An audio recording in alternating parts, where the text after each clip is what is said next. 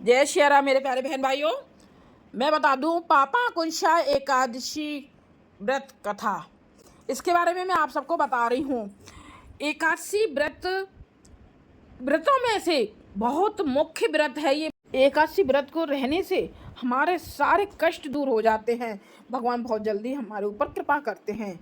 पापांकुशा एकादशी व्रत कथा को सुनिए बहुत ध्यान से, जिससे कि भगवान विष्णु हमारे ऊपर कृपा करें।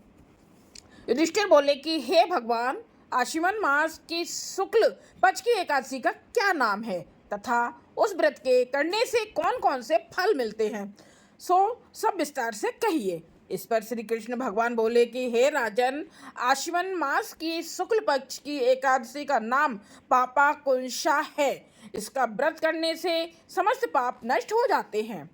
इस एकादशी के दिन मनोवांछित फल की प्राप्ति के लिए श्री विष्णु भगवान की पूजा करनी चाहिए। जो मनुष्य कठिन तपस्याओं के द्वारा फल प्राप्त करते हैं, वह फल इस एकादशी के दिन क्षीर सागर में शेषनाग पर शयन करने वाले विष्णु भगवान को नमस्कार कर देने से मिल जाता है। जो मनुष्य शंख और चक्रधारी विष्णु भगवान की शरण में जाता है, उसे यम यातना नहीं मिलती। जो पापी मनुष्य अनायास इस एकादशी का व्रत करते हैं, उन्हें यम के दुख मिलते हैं।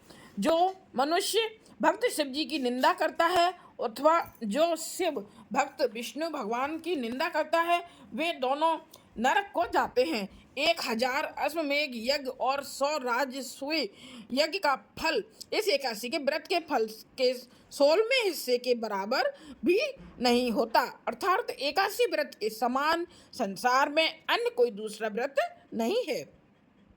एकादशी के समान विश्व में ऐसी पवित्र तिथि और कोई नहीं है। इस एकादशी के व्रत से मनुष्य को स्वस्थ शरीर और सुंदर स्त्री तथा धन धान्य मिलता है तथा अंत में स्वर्ग की प्राप्ति होती है। जो मनुष्य इस एकादशी के व्रत में रात्रि को जागरण करते हैं, उन्हें बिना किसी रोग के स्वर्ग मिलता है। जो मनुष्य इस एकादशी का व्रत करते हैं, उनके मातृ पक्ष के 10 पुरुष, पितृ पक्ष के 10 पुरुष और स्त्री पक्ष के 10 पुरुष विष्णु का वेश धारण करके तथा सुंदर आभूषणों से युक्त होकर गरुड़ पर सवार होकर विष्णु लोक को जाते हैं। जो मनुष्य एकादशी के दिन भूमि, गोद, अन्न, जल, उपनहा, वस्त्र, छत्र आदि का दान करते हैं, उन्हें यमराज के दर्शन नहीं होते। दरिद्री मनुष्यों को यथाशक्ति कुछ दान देकर कुछ पुण्य अवश्य ही पैदा करना चाहिए। जो मनुष्य तालाब, बगीचा, धर्मशाला,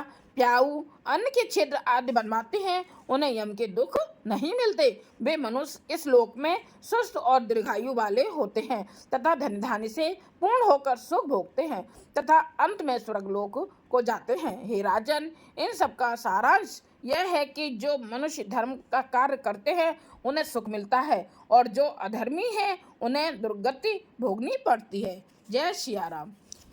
एकादशी वाले दिन इस कथा को जरूर सुनिएगा। इस कथा को सुनकर ही विष्णु भगवान जी की पूजा करिएगा, जिससे कि विष्णु भगवान प्रसन्न हो और सबको सुख शांति और समृद्धि दें। कोई कष्ट ना रहे, सारे कष्ट श्री विष्णु भगवान हर लें। जय श्री राम।